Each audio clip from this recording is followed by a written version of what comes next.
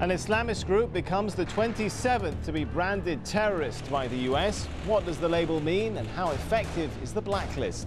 This is Inside Story.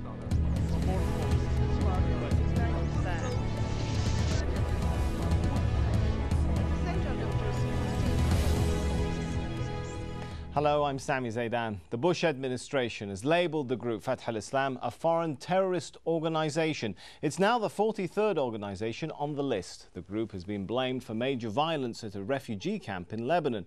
It sprang to prominence when fighting erupted with Lebanese troops at the Nahr al-Bared camp. The listing imposes US financial and travel restrictions on Fatah al-Islam. It's understood the decision was signed off by Secretary of State Condoleezza Rice on Friday, bringing the sanctions into effect. While Fatah al-Islam is thought to be less than a year old, the Lebanese government suspects the group of carrying out 2 bus bombings near Beirut in February. The clashes at Nahr al-Bared camp began in May and have killed at least 130 people. The US State Department claims the group has ties to al-Qaeda and is backed by Syria, a claim of course denied by Damascus. So what does it take to be named on the list of foreign terrorist organizations? Well, the State Department has 3 legal criteria. First of all, the organisation must be foreign. It has to engage or have the ability to carry out terrorist activity or terrorism as defined under US law, and the group's work has to threaten the security of Americans or the national security of the United States. And there are legal ramifications once a group makes it to the list. Its members are barred from US soil, its assets are frozen in US jurisdictions, and it becomes illegal for US citizens to provide the group with cash or other support. Well, joining our discussion today, our guests in Beirut, Robert Fisk, a writer and Middle East correspondent for the independent newspaper in the United Kingdom. Also in Beirut, Kamel Wezni, a political analyst and columnist. And in Washington, Dr. Ruth Wedgwood, a professor of international law and diplomacy at Johns Hopkins University. Thank you all for being with us. If I could start with Mr. Fisk, how does being listed as a terrorist organisation impact a group's practical ability to operate? It doesn't at all. It's a complete fiction. The idea that these fighters inside the Nahr al-Bared camp are applying for visas to the United States or keeping their money in a Wall Street bank is part of the myth that America puts out all the time in order to show it's standing up in the war on terror against all these various groupuscules and organizations. The fact of the matter is this is supposed to show some kind of help to the Senora government, which is now called American-backed, though I'm not sure Mr. Senora, whom I know, would really like that. But it's part of a myth. I mean, the Americans put people on a list, they take off people off a list. It doesn't make any difference. I don't think these people who are fighting to the death, and I saw some of these battles in the city of Tripoli as well as Nahr al-Bared, I don't think they're looking for visas to the United States. All right, let's go over to Washington and get the view from there. Dr. Wedgwood, what is the point then from the US perspective of the designation? Is it, does it actually change the activities of these groups? Well, in the very short term, I agree with Mr. Fisk. Clearly, the amount of money you need to restock your ammunition for a battle inside a refugee camp is probably minimal. But in the long term, longevity, sustainability of particular organizations, it does make a difference. I mean, one of the reasons why the United Nations itself in the mid-90s passed or crafted the Financing of Terrorism Convention was the fear and belief that the sustenance of really serious civil wars like Sri Lanka with the Tamil Tigers was greatly aided by expat communities that raised money to sustain insurgents. So in the long term, I do think that cutting off financial flows is one of the ways to help control violence. All right, let's go over to Kamel Wezni in Beirut and get your perspective. You're from a country, of course, where most people oppose Fatah al-Islam. Do you welcome the US designation, and do you agree with Dr. Wedgwood's perspective there that over the long term it will help to undermine such groups?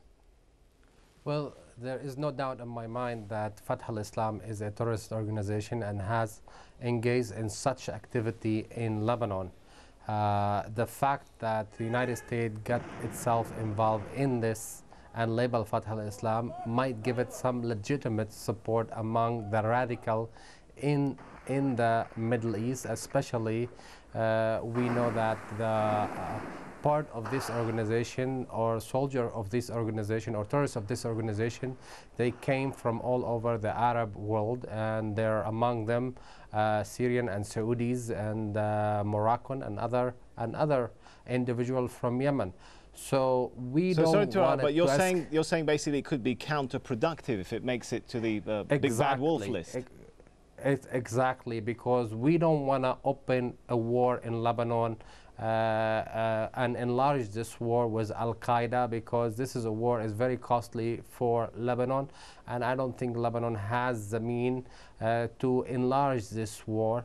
At this point, I think it's better to just finish the fight in Nahr al-Bared and let it go as because we know that they do have other network in Lebanon, in Ain al-Halwi, another area, and it's going to be very difficult for Lebanon to contain if the organization launch a holy war like against Lebanon and against the Lebanese army.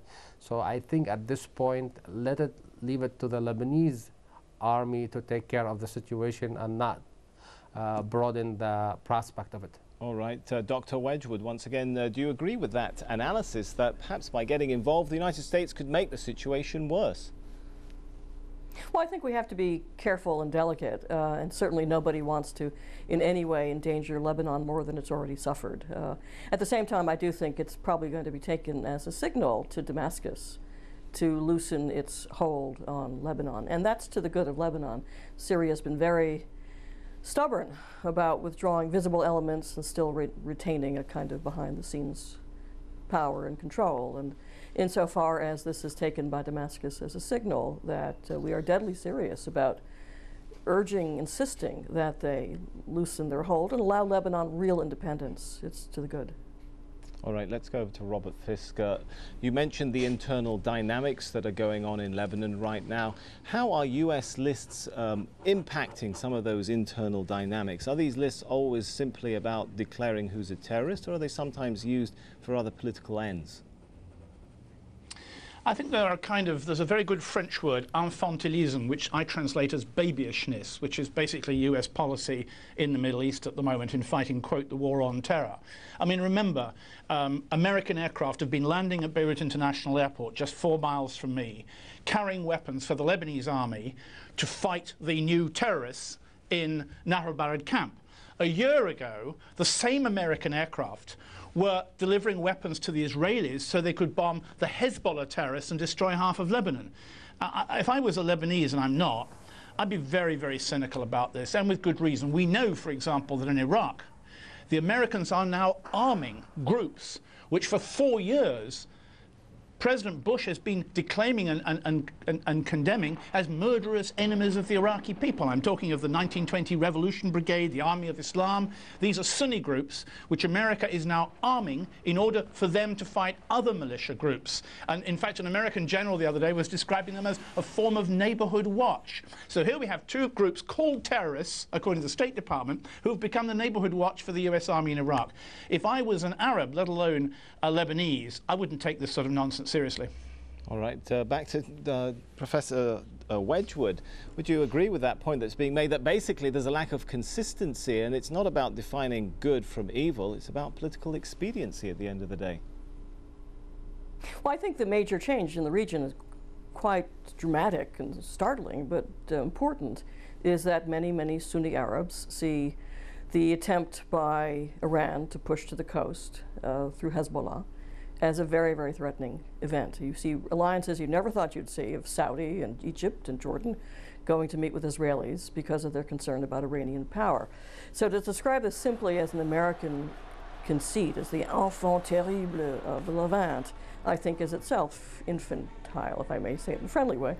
The Lebanese army is the army of a sovereign state. The war in the south was a war against Hezbollah.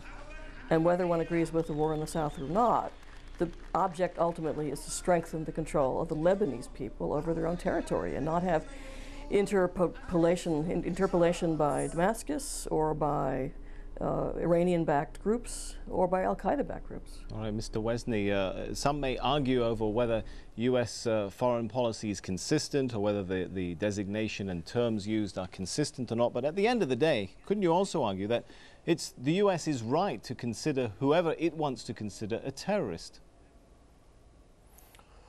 Well, if this has to be only related to its borders and its own jurisdiction, yes, she can claim whatever she wants to claim. But here it's claiming beyond their jurisdiction and imposing a law broader than where it impacts the life of other countries. And it's true, the double standard of the American, especially with the war against Lebanon last year.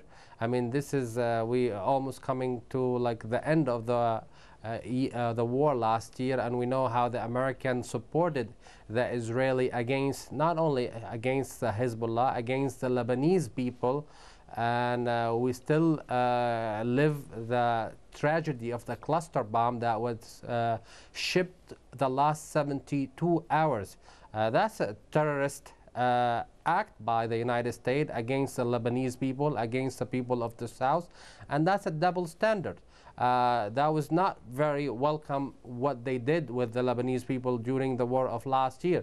But here we cross some important line that we have to account for who is supporting the Fatah al-Islam and other terrorist organizations in the world, and not we just use it as a political tool and assign a blame just to say the Syrians are arming the Fatah al-Islam. There is no concrete evidence that the Syrian is supporting Fatah al-Islam. The fact there was 18 Saudi were killed in the camp of in that area, it sent a message that there is more people involved beyond what that accusation labeling Syria. And there's so more we have for to us to discuss. I'm going to ask our guests to stay with us, but it is time for a short break now. When we come back, we'll be taking a closer look at the names on the United States terror blacklist. Do stay with us.